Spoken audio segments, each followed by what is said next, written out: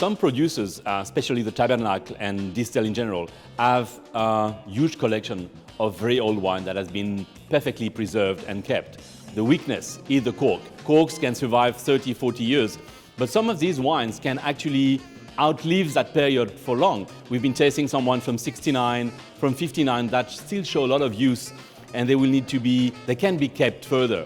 For that, we needed at the auction to recork some of them with new corks without altering the wine, making sure that the person buying this precious bottle will be able to still keep it 20 years safely. The whole recorking process was really well handled, I have to say.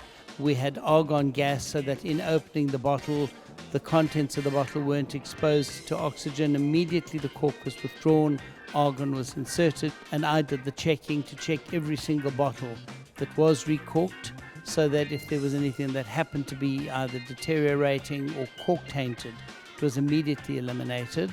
The corks that were used for recorking were specially provided by Amarim, so they were, as far as one can ever guarantee this, taint-free.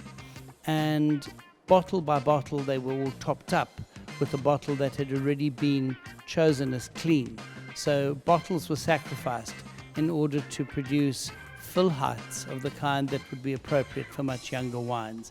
Net effect, no oxygen in the bottle, guaranteed cork taint-free, and a tracking process put in place that identifies every recorked bottle, and you can track it back to that recorking process and to its origin.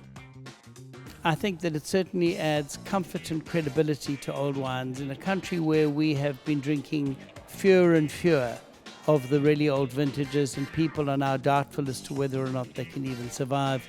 Here is proof that these wines, tasted earlier this year, were in good enough nick to be put on the sale, have in fact, if anything, been refreshed, and therefore they have new legs and will go for another 5 or 10 years pretty well.